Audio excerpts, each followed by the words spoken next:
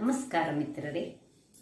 ಇವತ್ತು ಕರಾವಳಿಯಲ್ಲಿ ಫೇಮಸ್ ಆಗಿರುವಂತಹ ಪುಂಡಿ ಅಂದರೆ ನಾವು ಈ ಕರಾವಳಿಯವರು ಈ ಕುಚ್ಚಲಕ್ಕಿಯ ಪುಂಡಿಯನ್ನು ವಿಧ ವಿಧದ ರೀತಿಯಿಂದ ಮಾಡ್ತೇವೆ. ಕೆಲವು ನೆಸಲ್ ಪುಂಡಿ ಉಂಟು, ಅಥವಾ ಕೆಲವು ಪ್ಲೇನ್ ಪುಂಡಿ ಉಂಟು, ಮತ್ತು ಕೆಲವು ಕಮ್ಯುನಿಟಿಯವರು ಅವರದೇ ಶೈಲಿಯಲ್ಲಿ ಮಾಡ್ತಾರೆ. ಇವತ್ತು ನಾನು ನನ್ನ ಫ್ರೆಂಡ್ ಆದ ಸಂಧ್ಯಾ ಈಶ್ವರ್ ಅವರು ಹೇಳಿಕೊಟ್ಟಂತಹ ಒಂದು GSP ಶೈಲಿಯಲ್ಲಿ ಆ ಪುಂಡಿಯನ್ನು ಮಾಡಲಿದ್ದೇನೆ. ಅದಕ್ಕೆ ಅವರು ಕೊಡುವ ಒಗ್ಗರಣೆಯೇ ಬೇರೆ ರೀತಿಯದು, ಬಹಳ ಪರಿಮಳಯುಕ್ತವಾದುದು, ಬಹಳ ರುಚಿಕರವಾದುದು. ಹಾಗಾದರೆ ಹೇಗೆ ಮಾಡುವುದು, ಏನೆಲ್ಲ ಸಾಮಗ್ರಿಗಳು ಬೇಕೆಂದು ನೋಡೋಣಲ್ಲವೇ ಮಿತ್ರರೇ? ಕುಚ್ಚಲಕ್ಕಿಯ ಪುಂಡಿ ಇದು ನನ್ನ ಫ್ರೆಂಡ್ ಸಂಧ್ಯಾ ಅವರು ಹೇಳಿಕೊಟ್ಟಂತಹ ಒಂದು ರೆಸಿಪಿ.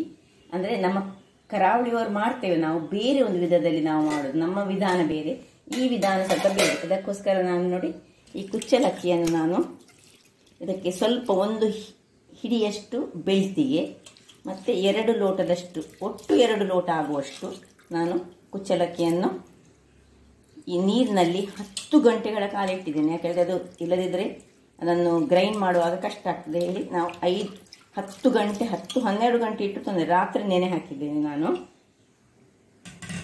ಹಾಗೂ 1 ಬೌಲಿನಷ್ಟು ತೆಂಗಿನ ತುರಿ. ಇದು ತೆಂಗಿನ ತುರಿ ನೀವು ಎಷ್ಟು ತೆಕ್ಕೊಳ್ತೀರಿ ಅಷ್ಟು ನಮ್ಮ ಪುಂಡಿ ಬಹಳ ಟೇಸ್ಟ್ ಆಗ್ತದೆ.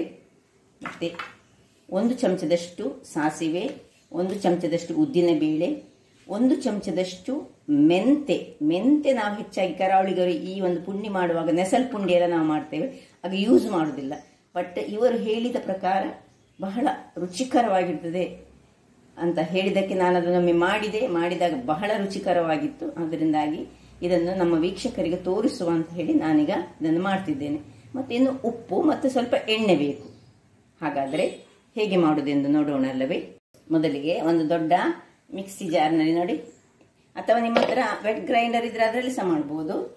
ಈ ಅಕ್ಕಿಯನ್ನು ಹಾಕೊಂಡು, ಇದು ತುಂಬ ಸಣ್ಣ ಆಗಬೇಕಂತಿಲ್ಲ. ನಾನು ಮೊನ್ನೆ ನೀರು ದೋಸೆ ಮಾಡಿದ್ದೇನೆ ಕುಚ್ಚಲಕ್ಕಿದು, ಅದರಲ್ಲಿ ನಾನು ಹೇಳಿದ್ದೇನೆ ಇದು ಒಳ್ಳೆ ಫೈನ್ ಪೇಸ್ಟ್ ಆಗಬೇಕಂತ. ಇದು ಹಾಗೆ ಏನಿಲ್ಲ, ಇದು ಸ್ವಲ್ಪ ತರಿಯಾಗಿದ್ದರೂ ಇದಕ್ಕೆ ನಡೀತದೆ. ಸೊ ಅಕ್ಕಿ ಮತ್ತು ತೆಂಗಿನ ತುರಿ ಹಾಗೂ ಉಪ್ಪನ್ನು ಹಾಕಿ ನಾವು ಸ್ವಲ್ಪ ನೀರು, ಸಾಧಾರಣ ನೀರಿರಲಿ, ನೀರಾದ ತೊಂದರೆ ಇಲ್ಲ, ಮಾತ್ರ ಸ್ವಲ್ಪ ತರಿಯಾಗಿ ನಾವೀಗ ರುಬ್ಬಿಕೊಂಡು ತರೋಣ.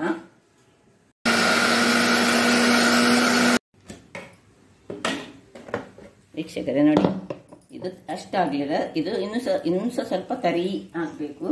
ಇದು ಗಟ್ಟಿ ಉಂಟು, ಸ್ವಲ್ಪ ಇನ್ನೂ ಸಹ ನೀರನ್ನು ಹಾಕೊಂಡು ಸರಿಯಾಗಿ, ಅಂದರೆ ತುಂಬ ಫೈನ್ ಬೇಡ ನಮಗೆ. ಇನ್ನೊಮ್ಮೆ ನಾನು ಮಾಡ್ತೇನೆ ಇದನ್ನು ನೋಡಿ ವೀಕ್ಷಕರೇ. ನೋಡಿ ಹೀಗೆ ಇರಬೇಕಿದ್ರ ಕನ್ಸಿಸ್ಟೆನ್ಸಿ ಹೇಳಿದರೆ ಈ ಥರದಲ್ಲಿ ಬರಬೇಕು. ನೋಡಿ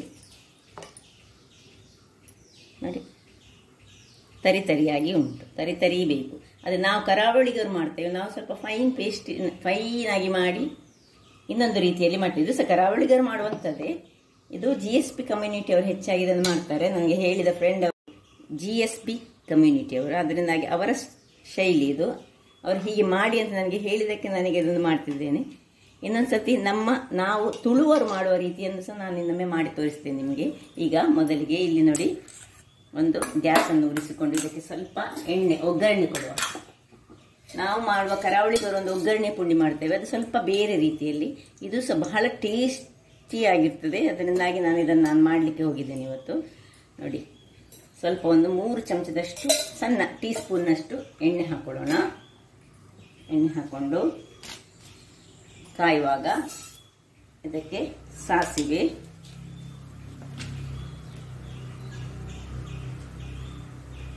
ಒಂದು ಸಿಡಿಲಿ. ಇವಾಗ ನೋಡಿ ಉದ್ದಿನಬೇಳೆ ಹಾಕೊಳ್ಳೋಣ. ಇಲ್ಲಿ ನೋಡಿ ಇದೊಂದು ಸ್ಪೆಷಾಲಿಟಿ ಹೇಳಿದೆ, ಮೆಂತೆಯನ್ನು ಹಾಕೋದು ಇದರ ಸ್ಪೆಷಾಲಿಟಿ. ಭಾರಿ ಪರಿಮಳ ಬರ್ತದೆ ಮೆಂತೆ ಹಾಕುವಾಗ. ಈಗ ನೋಡಿ ಮೆಂತೆಯ ಪರಿಮಳವೇ ಬಹಳ ಅಮೋಘ ಪರಿಮಳ ಹೇಳ್ಬೋದು ಅದನ್ನು. ನೋಡಿ ಒಂದು ಏನು ಪರಿಮಳ ಬರ್ತಾ ಅಂತ ಹೇಳಿದರೆ, ಒಗ್ಗರಣೆ ಹಾಗೆ ಹೇಳುವ, ಒಗ್ಗರಣೆಗೆ ಒಂದು ಪರಿಮಳವೇ ಇರ್ತದೆ ಯಾವಾಗಲೂ. ಸ್ವಲ್ಪ ಒಗ್ಗರಣೆಯ ಸೊಪ್ಪು ಹಾಕೊಳ್ಳೋಣ. ಕರಿ ಲೀವ್ಸ್ ಸ್ವಲ್ಪ ತುಂಡು ತುಂಡು ಮಾಡಿ ಹಾಕ್ತಿದ್ರೆ ನಮಗೆ ಮತ್ತೆ ತಿನ್ನುವಾಗ ಅದು ತಿಂದು ಹೋಗ್ತದೆ ನಮ್ಮೊಟ್ಟಿಗೆ. ಇಲ್ಲದೆ ನಾವು ಕೆಲವರು ಮಕ್ಕಳೆಲ್ಲ ಅದನ್ನು ಸೈಡ್ನಲ್ಲಿ ಇರ್ತಾರೆ, ಅದರಿಂದಾಗಿ ಯಾವಾಗಲೂ ಹಾಕುವಾಗ ಕಟ್ ಮಾಡಿದರೆ ಬಾಯಿಯೊಳಗೆ ಅದು ಆಟೋಮೆಟಿಕಲಿ ತಿಂದು ಹೋಗ್ತದೆ. ದೇಹಕ್ಕೆ ಬಹಳ ಉತ್ತಮ ಸಹ. ನೋಡಿ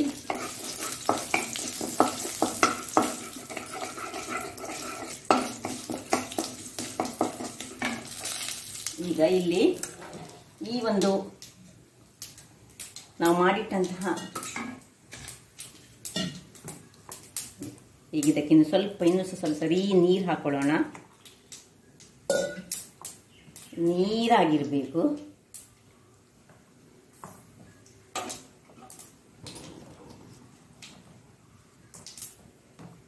ಬೇಕಿದ್ರೆ ಒಂದ್ಸತಿ ಗ್ರೈಂಡ್ ಸಹ ಮಾಡಿಕೊಳ್ಬೋದು ನೀರು ಮಾಡಿಕೊಂಡು. ಅಂದರೆ ಹೀಗೆ ತಿರುಗಿಸಿದ್ರೆ ಸಾಕ್ತದೆ. ಒಂದು ಪಾತ್ರೆಯಲ್ಲಿ ಹಾಕೊಂಡು ತಿರುಗಿಸಿದ್ರೆ ಸಾಕ್ತದೆ. ನಾನು ಪಾತ್ರೆ ಕಡಿಮೆ ಮಾಡೋ ಹೇಳಿ ಇದರಲ್ಲಿ ಇದ್ದ ಮಿಕ್ಸಿಯಲ್ಲೇ ಇದನ್ನು ಹೀಗೆ ತಿರುಗಿಸಿದೆ. ನೋಡಿ ಹೇಗೆ ನೋಡಿ ತರಿ ತರಿ ಕಾಣ್ತದಲ್ಲ ನಿಮಗೆ, ಹೀಗಿರಬೇಕು. ಇಲ್ಲೀಗ ಇದಕ್ಕೀಗ ನಿಧಾನಕ್ಕೆ ಕೊಯ್ಯೋಣ. ತಿರುಗಿಸ್ತಾ ಇನ್ನೂ ಕೈ ಬಿಡದೆ ತಿರುಗಿಸ್ಬೇಕು. ಇಷ್ಟೇ ಇನ್ನು ದೊಡ್ಡ ಉರಿಯಲ್ಲಿ ಒಳ್ಳೆ ಕೈ ಬಿಡದೆ ತಿರುಗಿಸಿ ಇದನ್ನು ನೀರನ್ನು ನಾವು ಆವಿ ಮಾಡಿಕೊಳ್ಳೋದು. ಹೇಳಿದರೆ ನೀರು ಆವಿ ಆಗುವಾಗ ಅದು ತನ್ನಷ್ಟಕ್ಕೆ ಬೇಯ್ತದೆ.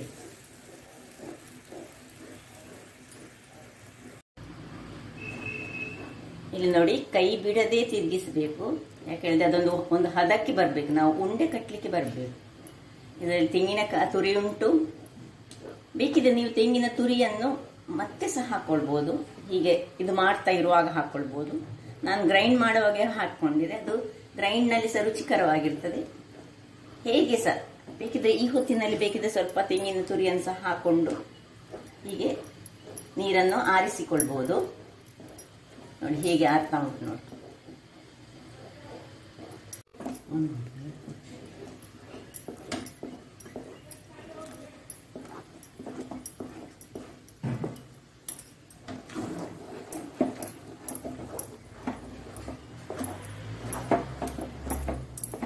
ಸ್ವಲ್ಪ ಕೈ ಮಾತ್ರ ಗಟ್ಟಿ ಇರ್ಬೇಕಷ್ಟೇ.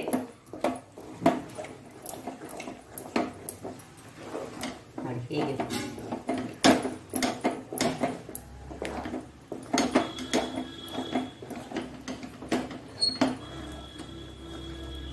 ಈಗ ಸಣ್ಣ ಉರಿ ಮಾಡಿ ಈಚೆ ಸೈಡಿನಿಂದ ನಾವು ಈ ಸ್ಟೀಮರ್ ಅನ್ನು ಇಟ್ಟುಕೊಳ್ಳೋಣ. ಅಷ್ಟಷ್ಟು ಹೊತ್ತಿಗೆ ಅದು ನೀರು ಬಿಸಿ ಆಗ್ತದಲ್ಲ ನೋಡಿ. ಇದರೊಳಗೆ ನಾನು ಸ್ಟೀಮ್ ಮಾಡಲಿಕ್ಕೆ ಹೀಗೆ ಇಟ್ಕೊಂಡಿದ್ದೇನೆ ನೋಡಿ. ಈಚೆ ಸೈಡ್ನಲ್ಲಿ ಇದು ಸ್ವಲ್ಪ ಗಟ್ಟಿಯಾಗಿ ಹಿಡಿದುಕೊಂಡು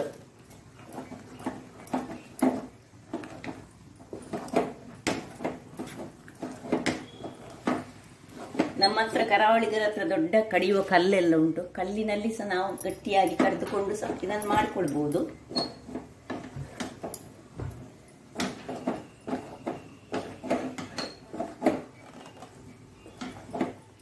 ಈಗ ಈ ಹೊತ್ತಿನಲ್ಲಿ ಒಂದು ಸ್ಪೂನ್ನಷ್ಟು ನಾನು ಎಣ್ಣೆಯನ್ನು ಹಾಕೊಳ್ತೇನೆ.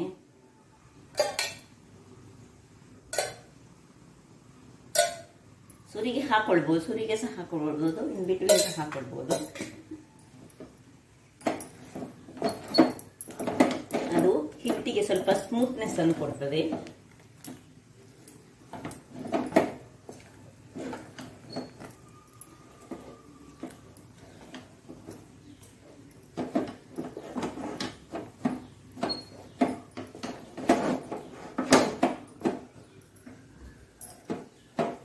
ನೋಡಿ ಹೀಗೆ ತಳ ಬಿಡ್ತಾ ಬರುವಾಗ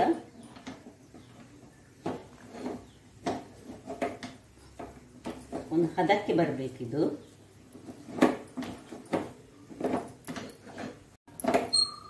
ನೋಡಿ ಒಂದು ಇದರಲ್ಲಿ ಮೇನ್ ಒಂದು ಟಿಪ್ಸ್ ಹೇಳಿದ್ರೆ ಏನು ಗಂಟೆ ಆಗದಾಗೆ ನಾವು ನೋಡ್ಕೊಳ್ಬೇಕು. ನೋಡಿ ಎಲ್ಲ ಬೇಯಬೇಕು. ನೋಡಿ ಗಂಟೆ ಇಲ್ಲ ನೋಡಿ ಎಲ್ಲಿ ಸಹ. ನೋಡಿ ಎಷ್ಟು ಸ್ಮೂತ್ ಆಗಿ ಉಂಟು ನೋಡಿ. ಇದನ್ನೀಗ ಆಫ್ ಮಾಡ್ಕೊಳ್ಳೋಣ. ಮತ್ತೆ ತಣ್ಣಗಾಗ್ಲಿಕ್ಕೆ ನಾವು ಇದನ್ನು ಕೆಳಗೆ ಬಿಡೋಣ. ಸ್ವಲ್ಪ ತಣ್ಣಗಾಗಬೇಕು. ಅಂದರೆ ಮತ್ತೆ ಸ್ವಲ್ಪ ಬಿಸಿ ಬಿಸಿ ಇರುವಾಗಲೇ ನಾವು ಉಂಡೆಯನ್ನು ಕಟ್ಟಿಕೊಳ್ಬೇಕಾಗ್ತದೆ. ವೀಕ್ಷಕರೇ ನೋಡಿ, ನಾನೀಗ ಒಂದು ತಟ್ಟೆಯಲ್ಲಿ ನೀರಿಟ್ಟುಕೊಂಡಿದ್ದೇನೆ. ಬಿಸಿ ಆಗುದಾದ್ರೆ ಸ್ವಲ್ಪ ಕೈಗೆ ಸ್ವಲ್ಪ ತಾಗಿಸಿಕೊಂಡು ಸ್ವಲ್ಪ ಜಸ್ಟ್ ನೋಡಿ, ಇದನ್ನು ಒಂದೊಂದೇ ಉಂಡೆಗಳಾಗಿ ಕಟ್ಟೋಣ ನಾವು. ನೋಡಿ, ನಿಮ್ಗೆ ಎಷ್ಟು ದೊಡ್ಡ ಉಂಡೆ ಬೇಕು ಅಷ್ಟು ದೊಡ್ಡ ಉಂಡೆ ಕಟ್ಟಿದರೆ ಆಯಿತು. ನೋಡಿ ಹೇಗೆ ಬರ್ತದೆ ನೋಡಿ. ಒಂದು ಸಣ್ಣ ನಾವು ಕರಾವಳಿ ಗರಿ ಯಾವಾಗಲೂ ಮಾಡುವಾಗ ಒಂದು ಉಂಡೆಗೆ ಒಂದು ನಡುವಲ್ಲಿ ಹೋಲ್, ಅಂದರೆ ಅದು ಬೇಯಲಿಕ್ಕೋಸ್ಕರ ಮಾಡೋದಂತೆ. ನೋಡಿ ಬಿಸಿ ಇರ್ತದೆ. ಸ್ವಲ್ಪ ಕೈಯನ್ನು ತಣ್ಣೀರಲ್ಲಿ ಮಾಡಿಕೊಂಡು ಒಂದೇ ಸೈಜ್ನ ಉಂಡೆ ಕಟ್ಟಿದರೆ ಅದು ಬೇಯುವಾಗ ಸಹ ಅದಕ್ಕೆ ಕರೆಕ್ಟ್ ಆಗ್ತದೆ. ನೋಡಿ,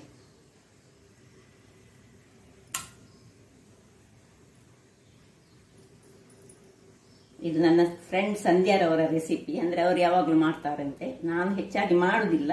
ಅವ್ರು ಹೇಳಿದಕ್ಕೆ ನಾನು ಮಾಡಿ ಒಮ್ಮೆ ಮಾಡಿ ಟ್ರೈ ಮಾಡಿ ಹೇಗೆ ಆಗ್ತದೆ ಅಂತ ನೋಡಿ ಮತ್ತೆ ನಾನು ನಿಮಗೆ ಸ್ವಲ್ಪ ಬಿಸಿ ಉಂಟು ಸೊ ಎಲ್ಲ ಉಂಡೆಗಳನ್ನು ಹೀಗೆ ಮಾಡಿಕೊಳ್ತೇನೆ ನಾನೀಗ. ನೋಡಿ, ಒಂದು ಇಷ್ಟು ಆಯಿತು. ಈಗ ಇಷ್ಟು ಮಾಡಿ ಆಯಿತು. ಇಷ್ಟು ಹಾಗೆ ಉಂಟು. ಒಂದು ಸುತ್ತಲ್ಲಿ ನೋಡಿ, ಇದು ನೀರು ಕಾಯ್ತಾ ಉಂಟು. ಒಂದು ಸುತ್ತು ಇಟ್ಕೊಳ್ಳೋಣ. ನಾನು ಇಡುವಾಗಲೇ ಒಂದು ಬಾಳೆ ಎಲೆಯನ್ನು ಒಳಗೆ ಇಟ್ಟುಕೊಂಡಿದ್ದೇನೆ ವೀಕ್ಷಕರೇ.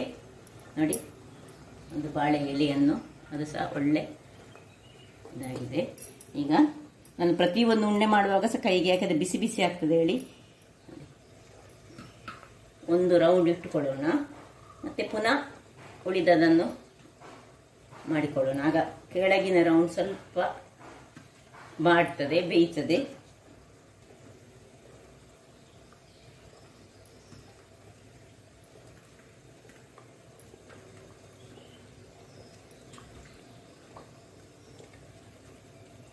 ಬಹಳ ಪರಿಮಳ ಬರ್ತಾ ಉಂಟು. ಅಂದರೆ ಮೆಂತೆ ಮತ್ತು ಆ ಉದ್ದಿನ ಬೇಳೆ ನಾವು ಅದನ್ನು ಫ್ರೈ ಮಾಡಿ ಅದಕ್ಕೆ ಸೇರಿಸಿದಲ್ಲ, ಅದರಿಂದಾಗಿ ಅದರ ಪರಿಮಳ ಬಹಳ ನಿಜವಾಗಿಯೂ ನಾನೀಗ ನನ್ನ ಫ್ರೆಂಡ್ ಸಂಧ್ಯಾವರಿಗೆ ಥ್ಯಾಂಕ್ಸ್ ಹೇಳಬೇಕಾಗ್ತದೆ. ಈಗ ಉಳಿದದನ್ನು ಸಹ ಒಂದೊಂದಾಗಿ ನಾನು ಮಾಡ್ತೇನೆ.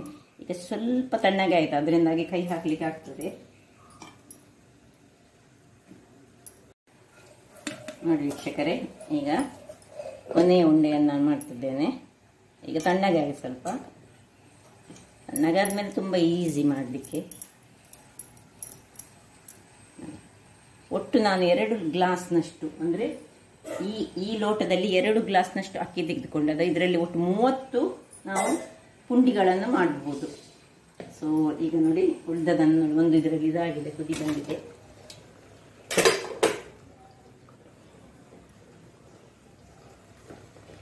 ಇಟ್ಟುಕೊಳ್ಳೋಣ.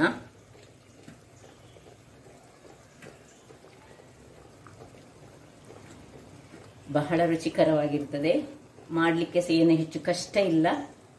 ರಾತ್ರಿ ಒಂದು ಅಕ್ಕಿ ನೆನೆ ಹಾಕಿಟ್ರೆ ಸಾಕು, ಬೆಳಿಗ್ಗೆ ಇದಕ್ಕೆ ಸಾಧಾರಣ 1 ಗಂಟೆಯ ಅವಧಿ ಸಾಕಾಗ್ತದೆ. ಪ್ರಿಪರೇಷನ್ ಟೈಮು 1 ಅವರ್ ಆಯಿತು. ಈಗ ಇನ್ನು ಅರ್ಧ ಗಂಟೆಗಳ ಕಾಲ ಇದನ್ನು ಬೇಯಿಸಲಿಕ್ಕೆ ಇಡಬೇಕು. ಮಿತ್ರರೇ, ಈಗ ಒಂದು 25ರಿಂದ 30 ನಿಮಿಷವೇ ಕಳೆದಿದೆ ನೋಡಿ. ಈಗ ಇದು ಬೆಂದಿದೆ ಎಲ್ಲ ನೋಡಿ. ಎಲ್ಲ ಒಂದೊಂದಾಗಿ ನಾವು ಚೆಕ್ ಮಾಡ್ಬೋದು. ಹೀಗೆ ಒಳಗೆ ಹಾಕಿ ನೋಡಿದರೆ, ಹೀಗೆ ಹಾಕಿದರೆ ನಮಗೆ ಇದರಲ್ಲಿ ಹೀಗೆ ಹಿಡಿಯದಿದ್ರೆ ಆಯಿತು. ಒಂದೊಂದಾಗಿ ತೆಗೆದುಕೊಳ್ಳೋಣ.